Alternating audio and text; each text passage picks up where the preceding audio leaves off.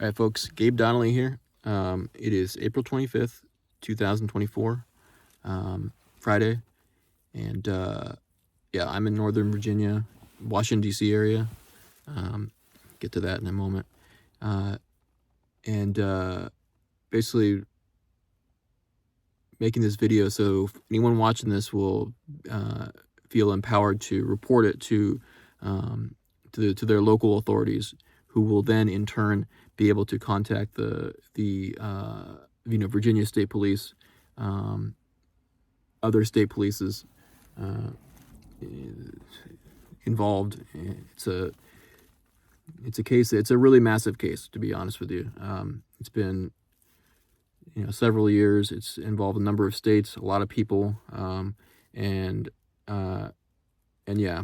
Before we get into all that, just talk about my information here. Donnelly, Donnelly, first name Gabriel, Gabriel, Oregon driver's license, number 587-8590. And then just background on me is that I don't have any criminal record, no drugs, no weapons, no mental illness, none of that. Just, yeah. As far as credibility goes, I'd hope that people see this as pretty much a dream scenario. So there's that. My YouTube channel, really important to go look at some of the content to follow up on, is all one word, Gabe Donnelly, GABEDONNELLY. So just go to YouTube, and then in the search field put that, and you'll see my YouTube channel. So this situation, yeah, I covered it. If you want to sort of look at just go to on my videos, American Nightmare Part 1 sort of delves into the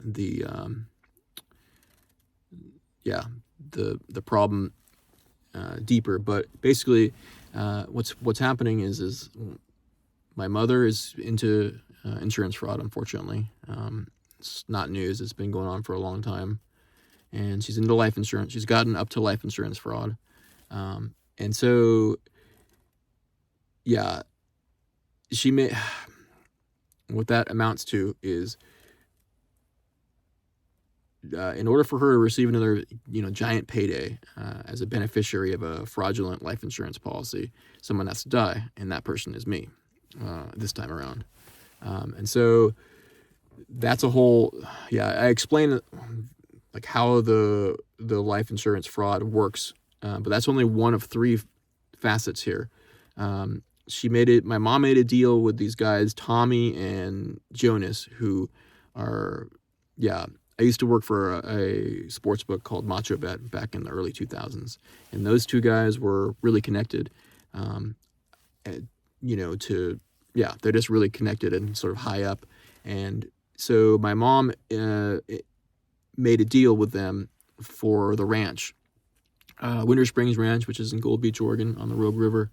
And so it's a 1,000-acre property. It's a massively valuable property.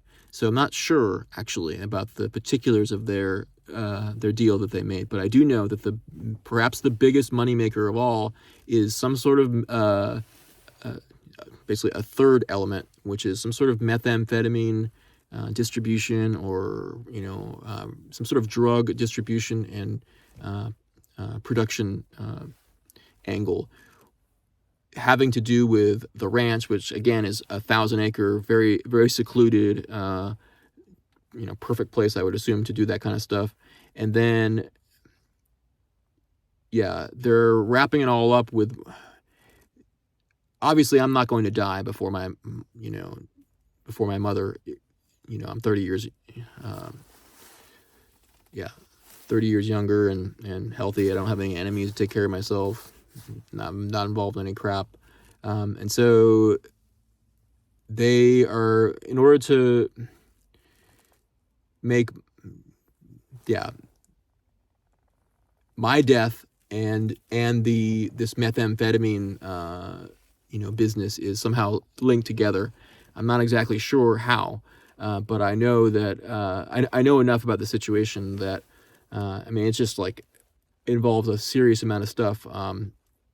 You know, yeah, get into that in a little bit, but a lot of it is on the YouTube videos that I made, especially the ones entitled American Nightmare.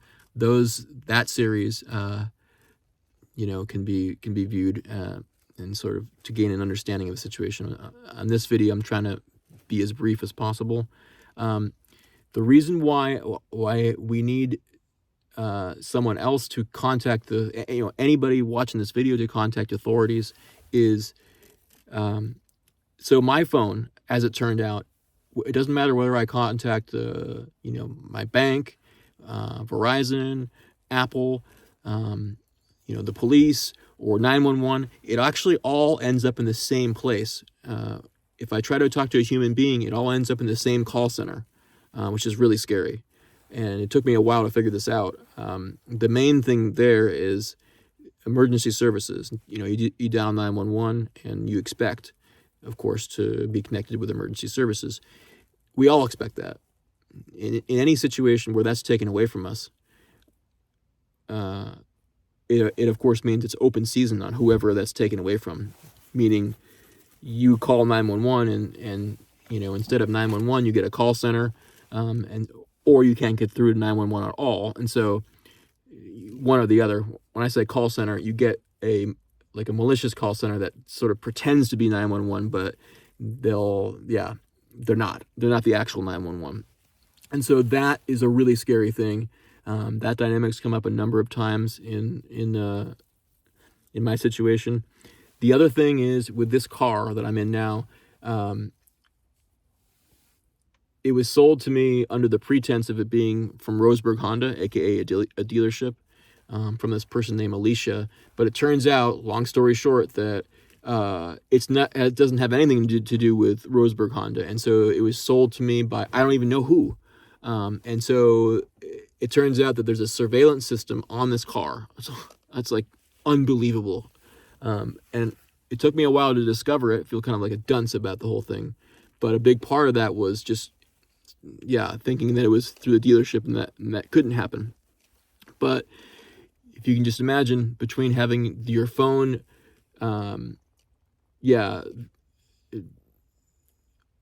not be able to reach an actual, person on all those, entities that I mentioned, and not be able to reach the police, and have it be these spoof call centers. It's a total nightmare. But between the car and the phone, it renders me like totally useless. Like I can't go anywhere without, the people behind this having advance warning about where I'm going, and sort of being able to calibrate. Then they can sort of calibrate things to isolate me in a situation where it's not actually reported. Is the short version of it. And so that's been really terrifying. Just as an example, and this is why it's really important for people watching this video to to not sort of just call your local authorities and say, hey, this is going on, but rather take it to whatever your local law enforcement is, whether it's your city police, your county, state police station or substation, and then show them this video, and they will contact the state police in Virginia, but you have to make sure that it's law enforcement contacting law enforcement type thing, because otherwise it won't. The situation, unfortunately, the people behind it, they're too powerful and they're too savvy, and so even a person like me who's very resourceful and very resilient, I've tried to go to the state police 5 times here in Northern Virginia, and every time it's they either close the place down early, not even kidding, okay, and then when you come back, so like just as an example, the Area 7 headquarters here, which is in Fairfax, Virginia, they closed it down on on a Friday when I got there at 2:00, and they didn't say anything. The door was just locked, and it took me a while to figure it out. But I knew that was a big move, to close down the state police. Like, as I was going in there to sort of to see if I could, like, talk to investigators about this situation. So what they did is that I knew that on the following Monday, like when I went back, that they would have some sort of answer or some, I guess, person in place to stonewall me or to isolate me. And that's exactly what happened. They had, I got there on the following Monday after they closed the place down, and they had a guy there that he said he was from out of the area, of course. And he basically stonewalled me from making a report. And what you learn about these people is that they can't have me even on the record of having an official inquiry, right? And so that's a whole nother thing. That I've discovered is like, they have to make sure that there's not even a sort of a report or any sort of hint of a official inquiry with my name on it here in the Northern Virginia area. And that has a lot to do with this whole, apparently this methamphetamine business. I've gathered a lot of information that it shows that they're trying to basically erase. I've been here since February 21st in the DC area, and so they're trying to erase my presence here the last 2 months, and trying to like receipts start missing out of my car. And then since they control my phone, unfortunately, like my email, when it looked like I was going out of town, they erased my email to make it look like I got here on like March 29th. And so, that's a whole other thing. I don't want to get too complicated here. We're at 12 minutes. But the thing to do is,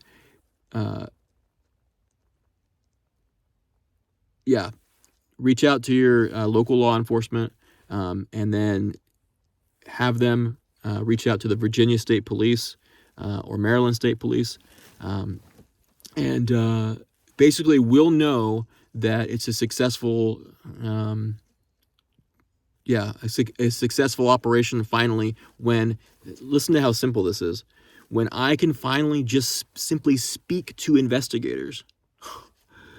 Like, that's how suffocated I actually am on this whole thing with the phone and the cars, that I have no chance right now to speak to investigators. In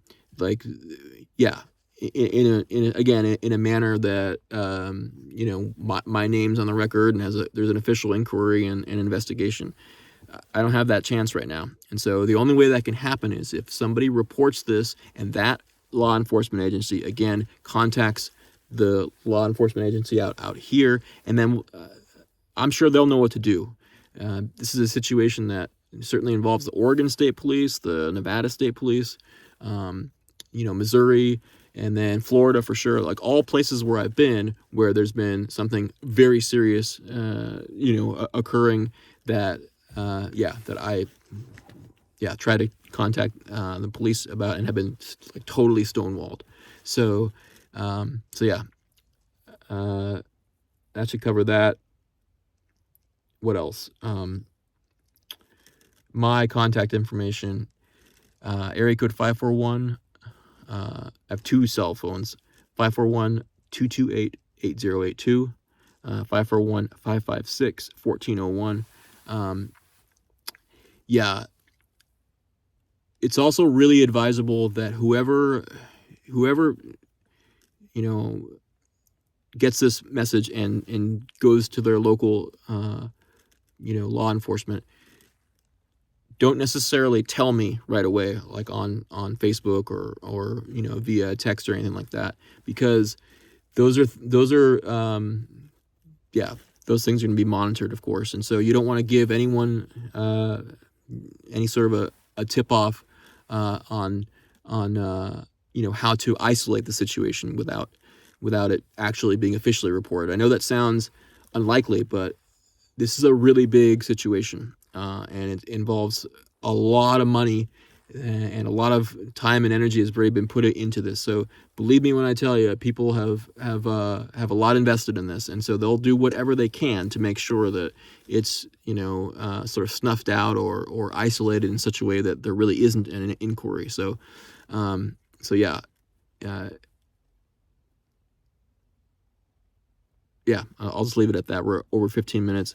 Hopefully this is enough to get people. There's no, you don't have to like vouch even for what I'm saying or anything like that. It's just me saying, hey, we need to contact authorities. That's it. And so you can, bring it to your local law enforcement. And I think the credentials that I mentioned at the beginning of this video should go a long way. And also do not contact my mom. That's should go without saying. But this is not a situation where like, maybe I can't really call it contact authorities. Maybe I'll just call it. No, do not do that. That's a total disaster. So yeah.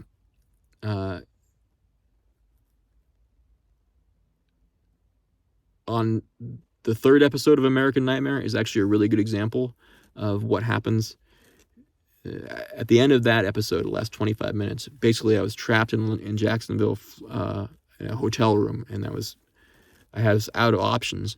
And because of the cell phone the way it is, none of my calls were getting through to 911, to people I was trying to. What saved my life is I called while I was in Jacksonville. I called the Curry County Sheriff Department and tried to explain to them the situation and like beg them to call, like as a professional courtesy, call the Jacksonville, or I guess it's like Duval County, sheriff. And so because of that, I'm alive. That's the only reason. If I didn't do that, I would be dead. But because I did that, there was an official inquiry from one sheriff department to the other, and that's why the police showed up and had to check on the situation. If it wasn't for that, then none of that would have happened. So it's a really, really good example of precisely what needs to occur in this situation. Authorities have to be notified, and they're the ones who have to notify the appropriate authorities from there. And so that's I just can't say that enough. That's so important, and it's so reliant on people getting this video and understanding that no matter where you are, no matter where you are, you can help fix this problem, and it'd do a lot of good. I can't even explain to you. So yeah, let's please take it seriously. And if you have any questions, like, don't ask me on Facebook. Just go to the YouTube channel and kind of sift through the videos. There's some really good stuff there. Like today, for example, I posted this is what happens when your cell phone is compromised, and I showed how contacting the bank, my bank, Capital One, I couldn't log in online, but if I use a malicious app through the phone, it would let me log in. So it's just a whole other little series there that demonstrates that, yes, this is not a joke or anything that's making up or anything like that. This is there's hard facts behind it, and so I put a lot of effort into that. And so I consult the YouTube videos,